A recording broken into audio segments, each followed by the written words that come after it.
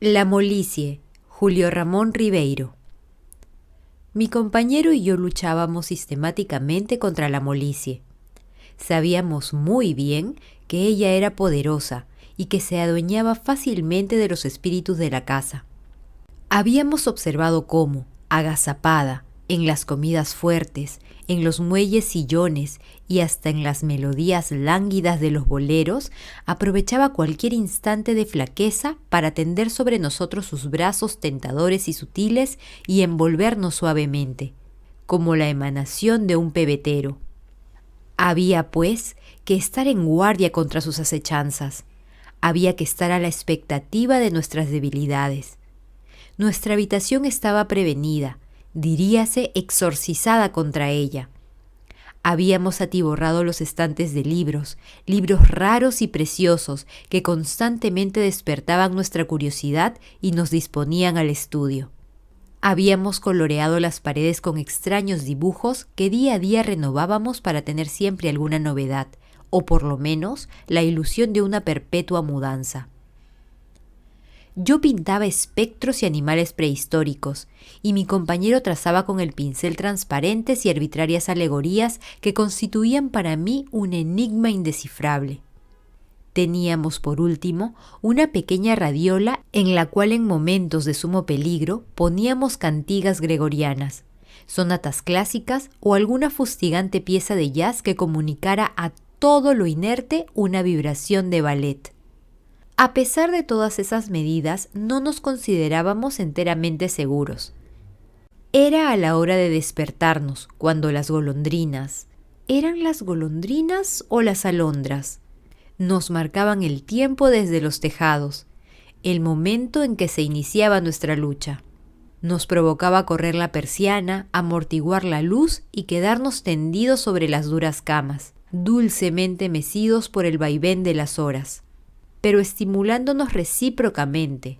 Con gritos y consejos, saltábamos semidormidos de nuestros lechos y corríamos a través del corredor caldeado hasta la ducha, bajo cuya agua helada recibíamos la primera cura de emergencia. Ella nos permitía pasar la mañana con ciertas reservas, metidos entre nuestros libros y nuestras pinturas. A veces, cuando el calor no era muy intenso, salíamos a dar un paseo entre las arboledas, viendo a la gente arrastrarse penosamente por las calzadas, huyendo también de la molicie, como nosotros. Después del almuerzo, sin embargo, sobrevenían las horas más difíciles y en las cuales la mayoría de nuestros compañeros sucumbían. Del comedor pasábamos al salón y, embotados por la cuantiosa comida, caíamos en los sillones. Allí pedíamos café, antes que los ojos se nos cerraran, y gracias a su gusto amargo y tostado, febrilmente sorbido, podíamos pensar lo elemental para mantenernos vivos. Repetíamos el café, fumábamos, hojeábamos por centésima vez los diarios, hasta que la molicie hacía su ingreso por las 3 grandes ventanas asoleadas. Poco a poco disminuía el ritmo de los coloquios, las partidas de ajedrez se suspendían, el humo iba desvaneciéndose, la radio sonaba perezosamente y muchos quedaban inmóviles en los sillones. Un alfil en la mano, los ojos entrecerrados, la respiración sofocada, la sangre viciada por un terrible veneno. Entonces, mi compañero y yo huíamos torpemente por las escaleras y llegábamos exhaustos a nuestro cuarto, donde la cama nos recibía con los brazos abiertos y nos hacía brevemente suyos. A esta hora, tal vez fuimos en alguna oportunidad presas de la molicie. Recuerdo especialmente un día en que estuve tumbado hasta la hora de la merienda sin poder moverme, y más aún hasta la hora de la cena, hora en que pude levantarme y arrastrarme hasta el comedor como un sonámbulo. Pero esto no volvió a repetirse por el momento.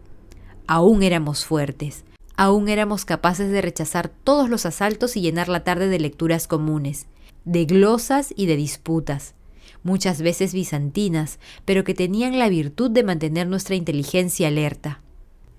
A veces, hartos de razonar, nos aproximábamos a la ventana que se abría sobre un gran patio, al cual los edificios volvían la intimidad de sus espaldas. Veíamos entonces que la molicie retozaba en el patio, bajo el resplandor del sol, y reptando por las paredes, hacía suyo los departamentos y las cosas. Por las ventanas abiertas veíamos hombres y mujeres desnudos, indolentemente estirados sobre los lechos blancos, abanicándose con periódico. A veces, alguno de ellos se aproximaba a su ventana y miraba el patio y nos veía a nosotros. Luego de hacernos un gesto vago, que podía interpretarse como un signo de complicidad en el sufrimiento, regresaba a su lecho. Bebía lentos jarros de agua y, envuelto en sus sábanas, como en un sudario, proseguía su descomposición. Este cuadro al principio nos fortalecía porque revelaba en nosotros cierta superioridad. Mas pronto aprendimos a ver en cada ventana como el reflejo anticipado de nuestro propio destino y huíamos de ese espectáculo como de un mal presagio. Habíamos visto sucumbir, uno por uno, a todos los desconocidos habitantes de aquellos pisos, sucumbir insensiblemente, casi con dulzura, o más bien con voluptuosidad. Aún aquellos que ofrecieron resistencia, aquel, por ejemplo, que jugaba solitarios o aquel otro que tocaba la flauta, habían perecido estrepitosamente. La poca gente que disponía de recursos, nosotros no estábamos en esa situación, se libraban de la molicie abandonando la ciudad. Cuando se produjeron los primeros casos, improvisaron equipajes y huyeron hacia las sierras nevadas o hacia las playas frescas, latitudes en las cuales no podía sobrevivir el mal. Nosotros, en cambio, teníamos que afrontar el peligro, esperando la llegada del otoño para que se extendiera su alfombra de hojas secas sobre los maleficios del estío.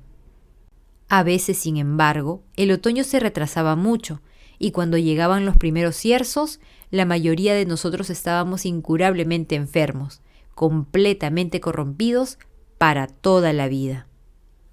Las 7 de la noche era la hora más benigna. Diríase que la molicie hacía una tregua y, abandonando provisoriamente la ciudad, reunía fuerzas en la pradera, preparándose para el asalto final. Este se producía después de la cena, a las 11 de la noche, cuando la brisa crepuscular había cesado y en el cielo brillaban las estrellas implacablemente lúcidas. A esta hora eran también, sin embargo, múltiples las posibilidades de evasión. Los adinerados emigraban hacia los salones de fiesta en busca de las mujerzuelas para hallar en el delirio un remedio a su cansancio. Otros se hartaban de vino y regresaban ebrios en la madrugada, completamente insensibles a las sutilezas de la molicie. La mayoría, en cambio, se refugiaba en los cinematógrafos del barrio, después de intoxicarse de café. Los preparativos para la incursión al cine eran siempre precedidos de una gran tensión, como si se tratara de una medida sanitaria. Se repasaban los listines, se discutían las películas y pronto salía la gran caravana, cortando el aire espeso de la noche.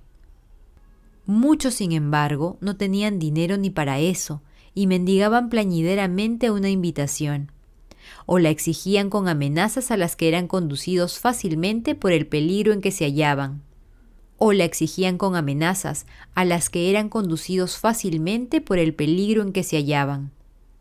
En las incómodas butacas veíamos 3 o 4 cintas consecutivas, con un interés excesivo, y que en otras circunstancias no tendría explicación. Nos reíamos de los malos chistes, estábamos a punto de llorar en las escenas melodramáticas.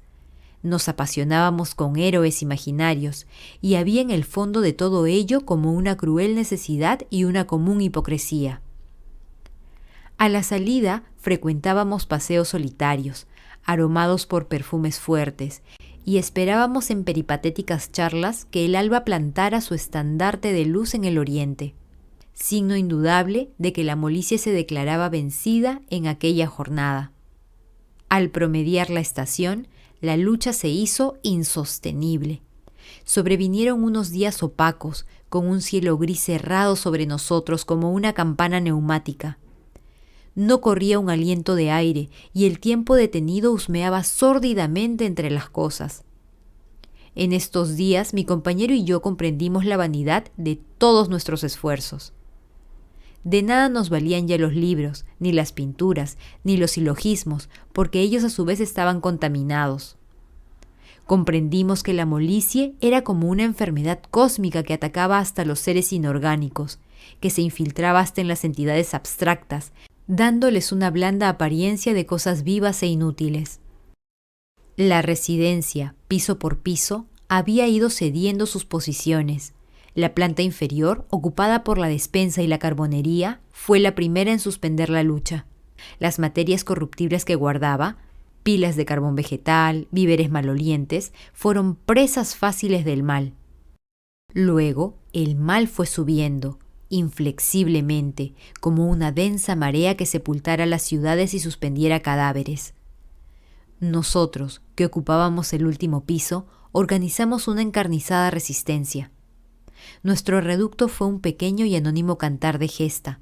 Abriendo los grifos, dejamos correr el agua por los pasillos e infiltrarse en las habitaciones. En una heroica salida, regresamos cargados de frutas tropicales y de palmas, para morder la pulpa jugosa o abanicarnos con las hojas verdes. Pero pronto el agua se recalentó, las palmas se secaron y de las frutas solo quedaron los corazones oxidados. Entonces, desplomándonos en nuestras camas, oyendo cómo nuestro sudor rebotaba sobre las baldosas, decidimos nuestra capitulación. Al principio llevamos la cuenta de las horas. Un campanario repicaba cansadamente muy cerca nuestro. ¿Quién lo tañería? La cuenta de los días, pero pronto perdimos toda noción del tiempo.